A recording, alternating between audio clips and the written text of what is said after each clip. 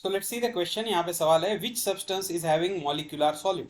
Okay, यहाँ पे जो सब्सटेंस दिए हुए हैं उनमें से कौन सा सब्सटेंस जो है वो मॉलिक्यूलर सॉलिड है। ओके, तो सबसे पहले हमको देखना पड़ेगा कि what is mean by molecular solid. Okay, molecular solid क्या होते हैं? मॉलिक्यूलर सॉलिड, तो मॉलिक्यूलर सॉलिड वो सॉलिड होते हैं जिनमें solid in which molecules are attached or molecules are joined with intermolecular forces। Okay, intermolecular forces join होना चाहिए एंड नॉट कोवैलेंट, आयनिक और मेटेलिक बॉन्ड। ओके, ऐसा नहीं होना चाहिए।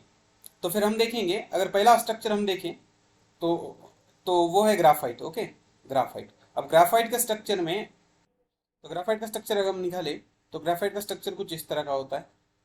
ये 6 मेंबर्ड रिंग होगी लाइक दिस। ओके, और एक मेंबर्ड रिंग होगी, लेयर बोलेंगे हम रिंग की जगह, लाइक दिस। ओके, और इनके बीच में क्या होता है?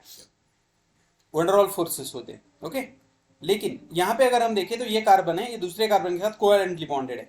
ओके, इसका मतलब इनके बीच में कोवैलेंट बॉन्ड भी है, और हमने क्या बोला था? कोवैलेंट बॉन्ड नहीं होना चाहिए, मतलब ग्राफाइट हमारा आंसर नहीं होगा। दूसरा हम देखेंगे C16। अब C60 क्या होता है? It is a buckminsterfullerene. अब C60 क्या होता है? It is a fullerene molecule. Okay, number 2 that is C60 fullerene. अब फ्लोरीन का स्ट्रक्चर कैसा होता है? देखो, फ्लोरीन का स्ट्रक्चर कुछ इस तरह का होता है। ये एक बल्कि मॉलिक्यूल होता है, मैक्रो मॉलिक्यूल बोलते हैं।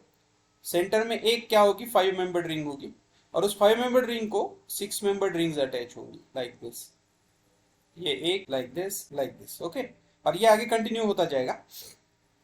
तो इसमें इतना सारे कार्बन, 60 कार्बन है, तो उनके बीच में सिर्फ एक ही फोर्स हो सकता है, वो है इंटरमोलिकुलर फोर्सेस।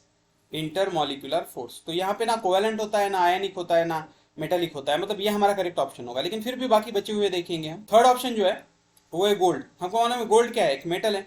ओके, तो अगर मान लो ये मेटल है, ये गोल्ड का एक एटम है, ये एक एटम है, ये एक एटम है, ये एक एटम है, ये एक एटम है, तो उसके अंदर इलेक्ट्रॉन भी होंगे, तो क्या होता है? इसका न्यूक्लियस जो है बाजू वाले इसके इलेक्ट्रॉन के साथ अटैच मतलब अट्रैक्ट होगा, इसके इलेक्ट्रॉन जो है वो दूसरे बाजू मतलब सराउंडिंग के साथ ये होंगे।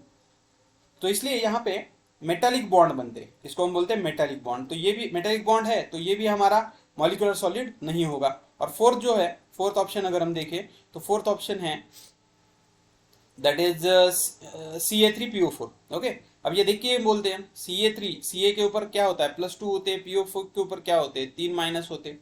ओके, 3 माइनस चार्जेस होते हैं। इसका मतलब ये क्या है? कैटायन है। ये क्या है? अनायन है। और कैटायन आयन के बीच में कौन सा चार्ज होता है? कौन सा बॉन्ड होता है? अनायन। ओके, इसके बीच में कौन सा होता है? आयनिक, आयनिक बॉन्ड। ओके, मतलब ये भी हमारा ऑप्शन नहीं होगा। मतलब करेक्ट ऑप्शन क्या है? C60। So hope you understood it well.